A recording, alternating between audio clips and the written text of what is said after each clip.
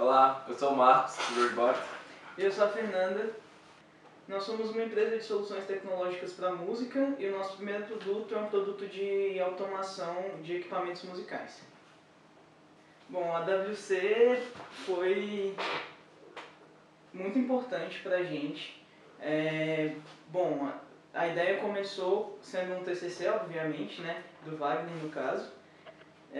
Isso porque nós três sempre fomos envolvidos com música e daí ele teve a ideia de fazer esse produto para um amigo dele e viu nisso uma oportunidade de empreender, né? Só que assim, a gente não sabia nada, o Marcos é o que mais sabia, que ele estuda engenharia de produção, mas o AWC foi assim, um divisor de águas, digamos, porque a gente não tinha a mínima noção de como, sei lá, fazer o design de um produto, de como fazer o desenvolvimento de uma empresa, de uma startup.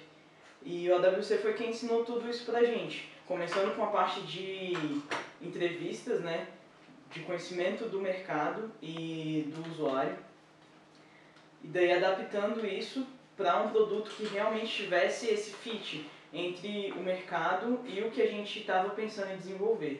E isso, assim, foi muito importante porque a gente mudou bastante o nosso produto nesse processo, mudou bastante a nossa visão do que é desenvolver um produto, do que é desenvolver uma empresa.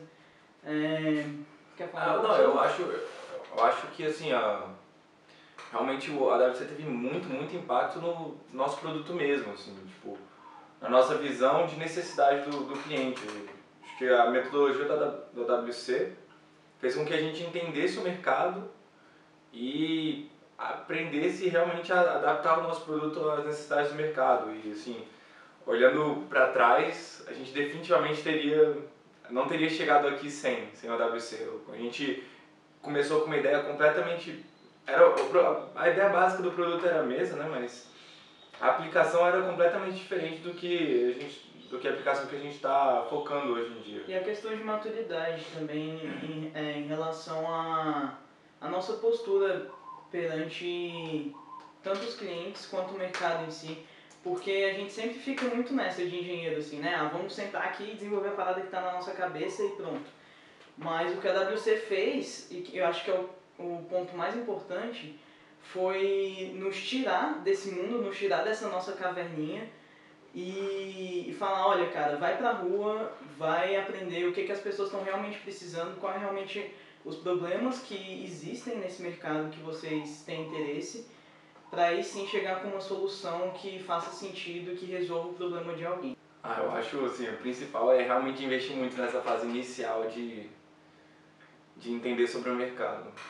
Tipo, essa questão de toda essa parte de ir pra rua mesmo, de conversar com as pessoas, acho que foi muito importante. Acho que a maior dica que eu posso dar é para ir de cabeça aberta. Realmente ouvir, assim, não ter muita vaidade quanto à sua solução. Assim, não se apegar à sua solução, mas ir de cabeça aberta para entender realmente o mercado. Eu acho que isso foi muito importante pra gente. Definitivamente. Além da gente nesse período a gente começou a pesquisar muito também na internet sobre tudo. Acho que a gente passava o tempo inteiro ou conversando com as pessoas sobre na rua, ou pensando coisa na internet, aprendendo mais sobre o mercado. E além disso, eu acho que também é muito importante saber dosar, depois dessa fase inicial, você saber dosar o contato com o cliente, né, dessa forma de cabeça aberta, e também a segurança daquilo que você já tem testado, digamos assim, né, daquilo que você já validou. Então, acho que durante todo o processo é muito importante manter sempre esse contato e sempre esse ciclo, né, de validação de hipóteses, tanto durante a própria validação da ideia, quanto durante a fase de desenvolvimento de MVP e de protótipos um pouquinho mais desenvolvidos, e também do modelo de negócio. Tudo isso tem que ser sempre baseado no que está acontecendo no mercado e no que o usuário demanda. Cara, acho que as primeiras... O Diogo tinha preparado a gente, né? Antes da gente sair pra rua, ele falou, as primeiras 30 entrevistas, foi isso que ele falou, né? As primeiras 30 entrevistas vocês vão errar muito, assim, vocês realmente não vão conseguir. E assim, realmente a gente chegava, acho que faltava muito roteiro, né? A gente não tinha um pouco de dificuldade de lidar de extrair as informações que eram realmente importantes. Porque no começo você começa atirando pra todo lado, assim, né? E daí até que a nossa... Inclusive é engraçado que a nossa primeira entrevista foi, tipo, um balde de água fria, assim. Foi a pior de todas, de todas mesmo que a gente fez, foi... O cara falou umas coisas muito sem sentido, assim. Nossa. Eu acho que os principais erros, acho que é a gente não se preparar direito, às vezes, não ter os roteiros. Isso a gente aprendeu durante o próprio processo de entrevista. Então, a gente tinha vários roteiros para cada tipo de persona. Não só a questão dos roteiros também, mas tipo assim, uma listinha mesmo de tudo que você quer aprender, entendeu? Com certeza. E ter isso muito bem gravado na sua mente para você conseguir... porque novamente, você tem que ter um equilíbrio, né? Entre seguir o roteiro e conversar com a pessoa, porque você não vai ser uma máquina também. Então, esse foi um ponto muito difícil. Eu acho que um aprendizado que a gente teve é que acho que a gente aprendeu a fugir do roteiro quando era necessário também. Então a gente via que a pessoa tinha mais coisa a entregar de um determinado assunto e a gente focava muito nisso e pressionava muito nisso para realmente conseguir tirar o máximo. Uma coisa que eu acho que ajudou muito foi a gente definir personas também. Nossa, bastante. Eu acho que uma dica para essa fase é realmente estar sempre desenhando personas e desenhando a forma de abordagem, o que você quer saber dessa pessoa, o que você já sabe para você ir validando. E também assim, como o Marcos falou anteriormente, não vai com a mente fechada. Vai com a ideia de, tipo assim, aprender não só coisas que sejam pontuais para o seu produto, mas tipo, realmente sugar da pessoa a experiência que ela tem daquela área. Eu acho que é importante também, outra dica, é você variar o tipo de persona que você vai entrevistar, por mais difícil que seja isso, né? Porque às vezes é difícil chegar em algumas pessoas, por exemplo, pra gente foi difícil chegar em pessoas que são de business, né, dessa área, assim, de negócios mesmo da música, por exemplo. Então, acho que é basicamente isso. E de aprendizado, acho que o principal aprendizado foi o que a gente falou. Isso fez com que a gente tivesse uma postura totalmente diferente em relação ao que é o Roadbot e como a gente pode desenvolver negócios, desenvolver produtos que vão impactar o mercado da música e trazer pelo menos um pouco da mudança que a gente espera que esse mercado tenha. Um pouco de aprendizado também nessa parte, eu acho que foi da gente ser um pouco mais cara de pau, assim, né? Então Nossa, a gente chegou a um ponto que a gente já não tinha mais medo de falar com algumas pessoas que tinham uma certa fama na música, então a gente... Principalmente o Marcos. A gente dava um jeito de chegar na pessoa e fazer sei lá, teve até o caso de a gente stalkeou um cara no Instagram pra conseguir falar com ele. Enfim, mas... Mete a cara e vai, é isso. Acho que é ser cara de pau mesmo. A gente começou pensando nos músicos mesmo, focado em amplificador. E a gente percebeu o mercado de estúdio, na verdade, foi a partir de uma entrevista, né, com um engenheiro de som. E ele falou, cara, isso aí me ajudaria muito no estúdio se fosse assim, assim, assim. E aí, a partir disso, a gente começou a validar. O problema é que quando você tem um cara falando uma coisa, você sempre fica naquela dúvida, né? Se aquilo é uma opinião pessoal ou se realmente é alguma coisa verdadeira, né? Então, aí veio a parte de validação por conta disso. E depois a gente acabou voltando pros músicos mesmo, a partir foi da segunda edição do segundo workshop presencial da WC, a gente teve alguns insights diferentes sobre a construção mesmo do nosso protótipo. O design sprint ajudou muito a gente. Ajudou muito. Inclusive o Rafael, que estava presente, que deu grande parte das ideias, foi muito importante. Então, a partir disso a gente percebeu que o produto teria uma outra aplicação, que seria para pedal de guitarra, no caso. E aí o mercado aumentava muito, né? Então a gente começou pensando nos músicos, aí depois mudou o Beathead pros engenheiros de som, E aí depois mudou de novo pros músicos. Então basicamente hoje em dia a gente tem 2 segmentos de clientes que usufruem basicamente da mesma tecnologia. Mudando só a forma de controle. Que é o do estúdio e os músicos. Depois da WC, a gente começou uma corrida muito forte para fazer as entregas, né? A gente conseguiu fechar 2 vendas ainda no período da WC. E depois da WC a gente começou a focar muito para conseguir fazer essas entregas e para melhorar o nosso protótipo, para poder vender. E eu acho que também foi uma fase de maturação da empresa, né? Acho que foi quando a gente começou a realmente andar com as próprias pernas, basicamente. E assim, isso é um baque, na verdade. É um baque porque antes você tinha alguém... Assim, por mais que, beleza, a nossa empresa sempre foi, isso sempre foi muito claro, a nossa responsabilidade, mas você tinha um guia mais próximo. E depois da WC, você tá, beleza, eu aprendi muita coisa, tipo, a gente chegou com um resultado que a gente não esperava, assim, um resultado realmente muito bom, que foram essas 2 vendas fechadas no fim do ano, um protótipo funcionando muito bem e até bonito. Só que depois disso, como o Marcos falou, o que a gente está fazendo vamos focar nessas entregas que a gente precisa realizar e também entender um pouco como que a gente vai fazer essa engrenagem girar de forma saudável e com a velocidade necessária. Foi o momento de sentar e também fazer os planos e desenhar aonde a gente quer chegar e como a gente quer fazer para chegar lá.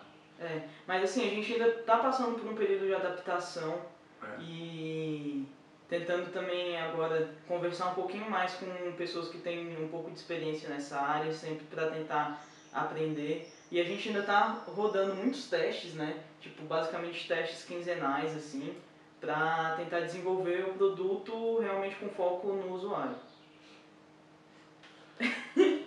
Impactou totalmente. Primeiro, isso é uma pergunta bem pessoal, né? Então eu vou dar um viés mais pessoal aqui.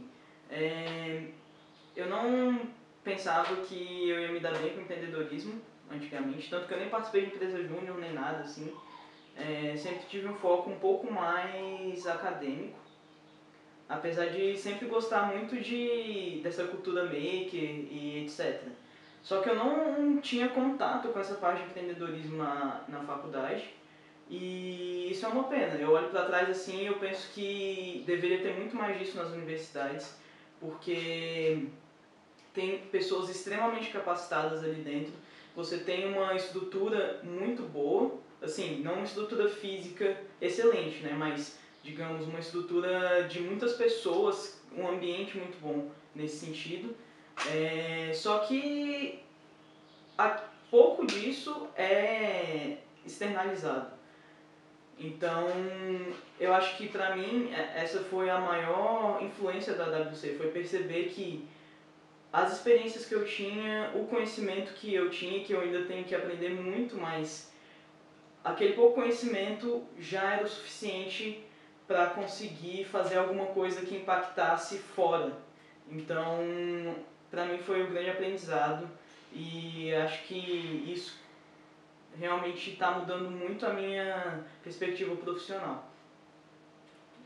Eu sempre quis empreender, né? E acho que o AWC me fez pensar que a gente realmente consegue desenvolver um trabalho do zero, assim, que acho que nem a gente imaginava que a gente conseguiria desenvolver um trabalho que a gente desenvolveu hoje. Olhando para trás, eu não achava que a gente conseguiria chegar assim nesse nível de maturidade, apesar de faltar muita coisa ainda para crescer. Mas acho que a WC me ensinou realmente a começar a validar minhas ideias direito, a conhecer o mercado e me ensinou muito de metodologia mesmo, de como fazer tudo isso dar certo. Olha, sinceramente, até hoje ainda é muito difícil. E eu acho que a gente tem muito o que crescer nisso ainda. Mas foi um start, assim. Foi aquela faísquinha que falou, olha, cara, existe um mundo além de você. Então, vá procurar isso, né? Como a gente já falou. Vá entender o que tá se passando, o que as pessoas realmente precisam e tente encaixar aquilo que você acredita e as suas habilidades para desenvolver alguma coisa que supra isso, né?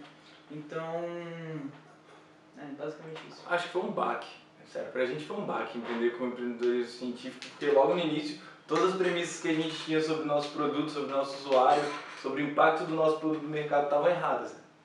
A gente achava... Todas não, mas uma boa parte. Grande parte. A gente estava 90%. a gente tava focado em amplificadores e a gente percebeu que as nossas premissas estavam erradas, que os usuários não usavam daquela forma por alguns outros motivos, que a gente poderia explorar melhor outras partes. Então, não foi suave esse impacto do empreendedorismo científico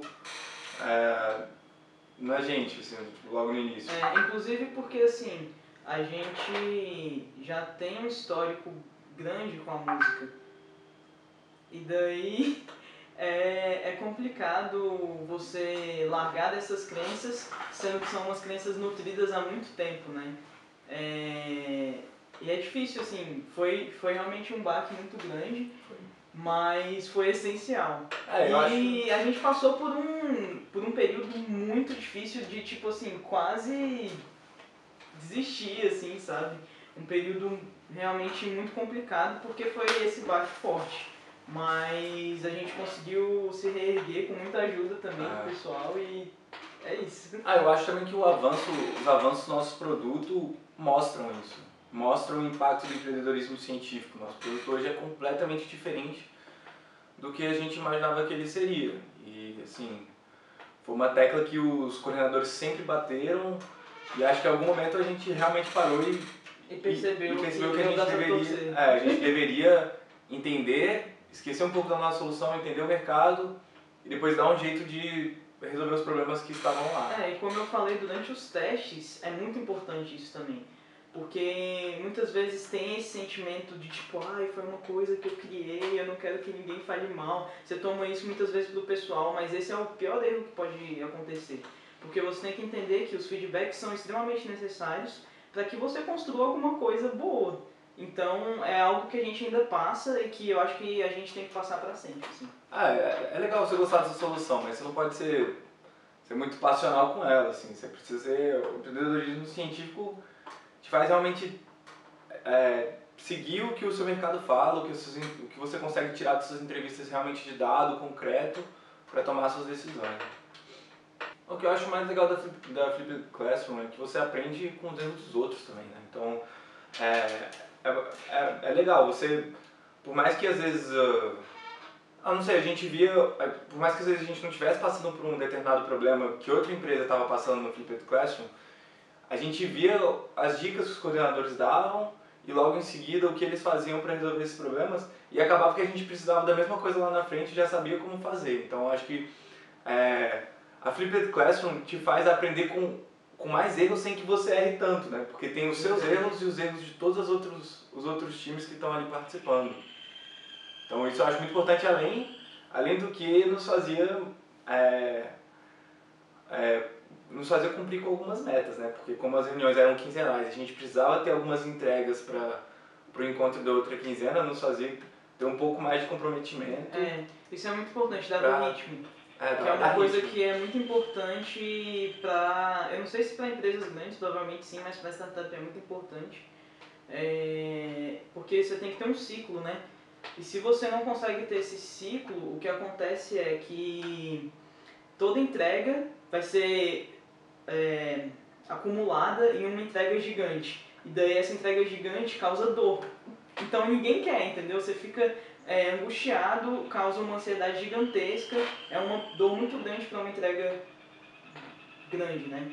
Então, o que esse ciclo causa, esse ritmo causa você tem que entregar coisas pequenas cada vez e daí você consegue andar em um passo mais rápido. Bom, nós fizemos 69 entrevistas naquele período inicial, né? A gente continuou rodando entrevistas e testes depois, até hoje, né? Mas assim, a disciplina, cara, é esse lance. As entregas quinzenais ajudaram muito e sei lá, eu acho que principalmente isso, assim, e a vontade de... Não era sempre que a gente tinha vontade de fazer entrevista, não, mas... Tinha que fazer mesmo assim. Tinha que fazer mesmo assim, mas muitas vezes também eram pessoas com quem a gente queria conversar. Isso também fez muita diferença. Isso. Eu acho que a paixão também que a gente tem por essa solução, não por essa solução assim em si, mercado. Mas pelo mercado, ajudou bastante. Eu acho que o que foi difícil assim era de achar pessoas de meios diferentes, né? Então, tipo, a gente teve muita dificuldade de falar com pessoas, com empresários do ramo da música. Tem muita dificuldade até hoje de falar com o pessoal de alguns estilos musicais. Mas, enfim, acho que essas foram as maiores dificuldades, mas a gente dava um jeito. A gente não conseguia falar com o empresário. A gente foi pra Goiânia pra uma reunião lá de empresas da música um dia e conseguiu falar com um tanto de gente, assim. Então a gente dava um jeito. Na cara e na coragem. É isso aí. Foi meio louco isso aí, né? Porque o Natiruts usou na gravação, principalmente, muito cedo. Né? Foi o nosso primeiro MVP. Foi a primeira vez que a gente testou. A gente testou pela primeira vez, o Natiruts estava gravando um CD, então foi muito louco isso.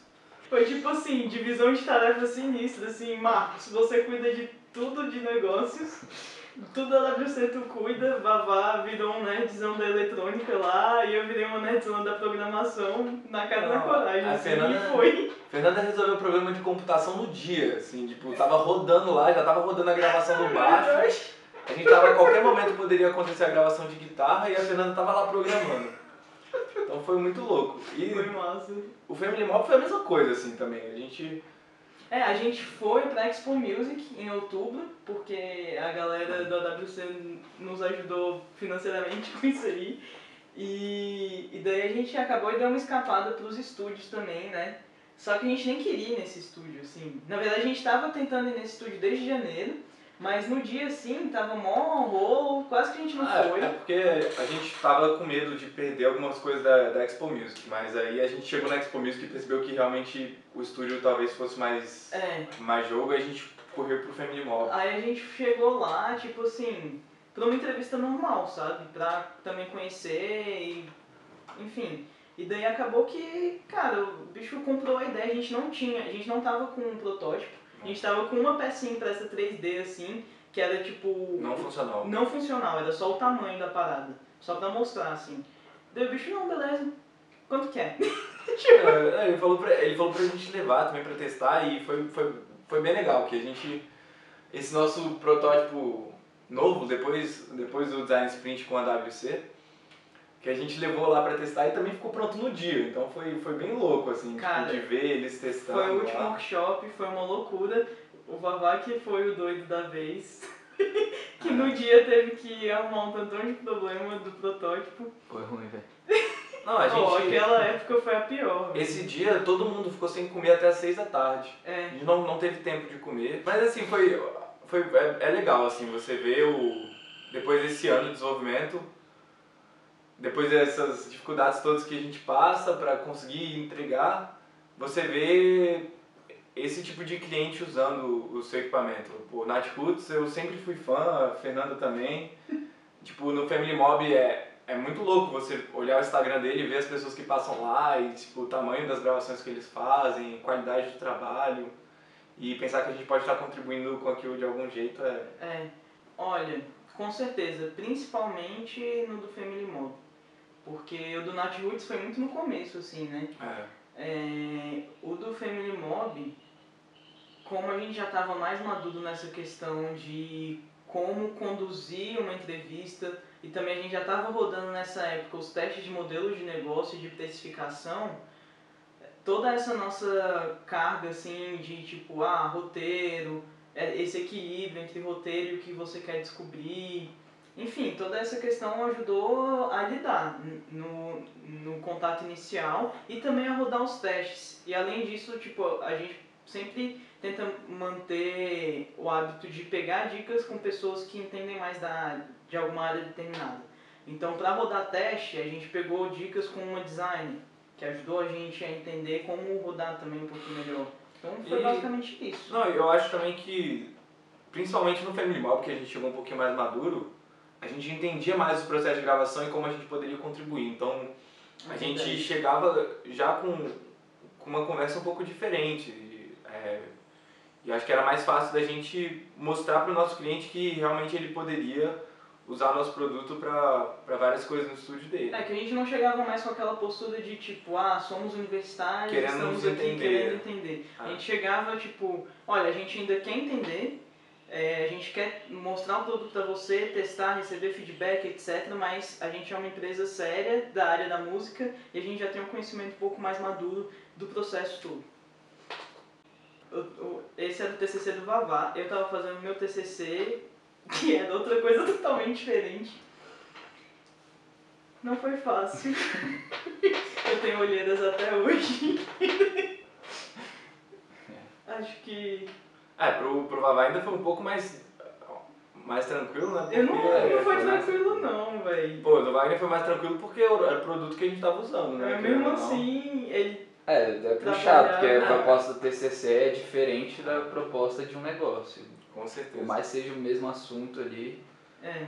a abordagem é diferente. O TCC também envolve certas burocracias, né, de descrever a tese em si, que Sim, mas o olha, negócio não exige. não foi nada fácil, mas a gente também teve ajuda. A gente sempre tem ajuda das pessoas que estão ao nosso redor e isso é muito bom. E você quer falar um pouco da sua experiência? Pô, a minha experiência ainda não chegou. Quando eu chegar no meu TCC eu conto pra vocês. Mas galera, não desistam. Sigam firme e forte, mesmo se tiver noites pra virar e loucuras e aniversários pra perder, etc. Até hoje, né? Até hoje. Eu acho que na verdade hoje em dia tá pior, porque a gente se formou, né? Aí fica aquele negócio assim, tipo, olha, principalmente aqui em Brasília, né? Olha filha, concurso tal, vai estudar pra concurso, blá blá. Assim, não desmerecendo, obviamente. Tem vocação e vocação e, sei lá, vai que um dia, né, na vida eu faço um concurso, espero que não. Mas, bom, é muito difícil, assim, porque você vê os seus amigos, sei lá, que estão ganhando 3 mil, 4 mil por mês, entendeu? Curtir a vida. Curtindo a vida doidada. E você aqui, pelo menos estamos fazendo algo legal. Não, mas... Não, brincadeira, pá. Brincadeiras à parte, assim, é uma pressão grande, assim.